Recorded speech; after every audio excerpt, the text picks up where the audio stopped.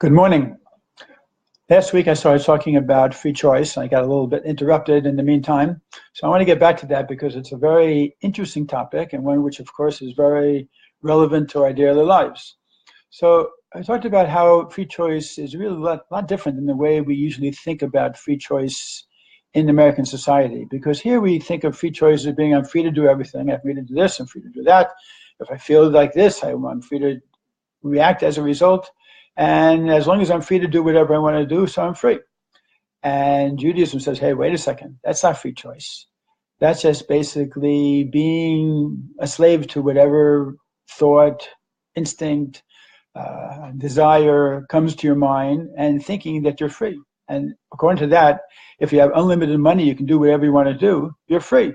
So that's not really what free choice is about. Free choice is a much more deeply seated talent, almost a skill that we develop over the course of time by studying and learning and trying to understand what really free choice is.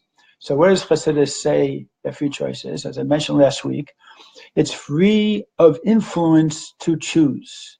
In other words, we have our genetic influences, we have our environmental influences, we have events that influence us, we have so many things that influence us. And those things, as long as they're influencing us to do what they want us to do or what they would push us to do or what our insides feel needs to be done, so we're really not free to choose because there's so many things that are going into the pot that it's very hard to say that we're really free to choose what we're choosing. And that's why Chassidus stresses to such a great degree, as I mentioned last week, about iskafia, about bending our will. Not that that's the only type of free choice, but that when we somehow bend our will and we do something going beyond our limits, beyond how my genetics and my environment and my past events and everything else, how they define me, then I'm free to choose because I'm free of influence. I'm doing something just because it's the right thing to do, just because it's in line with who my essence is. Because usually when we do iskafia, we don't bend our will, oh, I want to be really good, but I'm going to bend my will to do something negative. No, usually bending will means that we have all these distractions and we have all these environmental things or genetic things or other problems, other hang-ups, other inhibitions, other fears, whatever it might be, which are driving us in one direction. But because I want to do the right thing, I'm going to bend out of that influence and be aligned with who my essence is. And my essence, of course, is that I have a Jewish soul and I'm a spark of God. I have that spark within me. So when we really work on that, it's an amazingly liberating feeling to be able to constantly keep focused on that as being an expression of freedom. You know, the Indians, I think it's the Inuits who are up in Alaska. So they have 11 names for snow because for them, snow is like such an important part of their life. Every day, it's a different type of name because not all snow is alike, as you know. But here, snow is not exactly a major part of our life. So we call every type of snow, snow. However, when it comes to different ways of bending our will, so in that situation, really, Chassidus also has, I don't know about 11 names, but has lots of different names.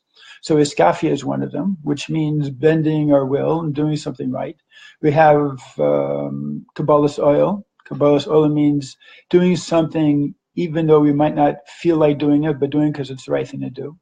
We have Mesiras Nefesh, which means going beyond my limitations and trying to do something that's right, and sometimes with great sacrifice. We have, we have Ahavas Yisrael Ad Mitzvah Nefesh, loving a fellow Jew even till it hurts, even to somebody you never knew before, even with great sacrifice. And there are quite a few other names. There's Ava, Yira, there's many different types of avoda, of service that Chassidus talks about, which deal with how do you bend yourself? How do we go beyond our limits? How do we go out of our box? Which is something the Rebbe was always talking about as well. How do we go beyond our limitations?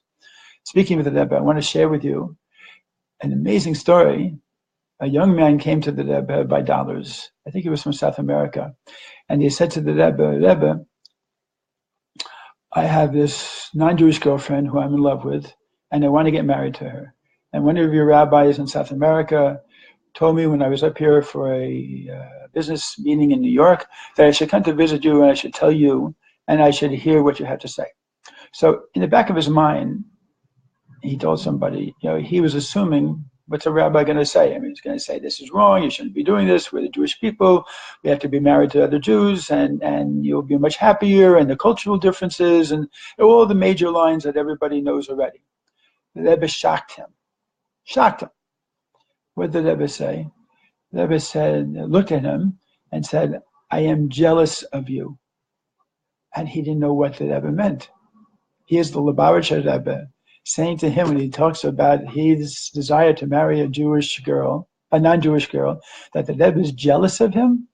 So the Rebbe explained, said, in my upbringing and in my life, I never had such great free choices because I always loved the Torah and I learned the Torah, and I don't know the specifics of what the Rebbe said, but the general line was that to have such a free choice to be able to have and to be able to succeed in creates such an incredible free choice, so against one's nature, that the Rebbe was jealous of him having the opportunity to exercise his free choice to such a degree.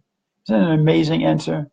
So we see how free choice really is the ability to be able to go beyond our limits. As long as we're going just along for the ride and reacting the way we normally react, it's not really free. Might be a decision, might even be a choice, but not necessarily a free choice. So tomorrow we're going to go a little bit more into what do we do when the choices are really hard and the evil or the negativity, whether it's from within or from without, is really heavy duty and it's really coming down strong. And how do you handle a free choice then? What is that all about?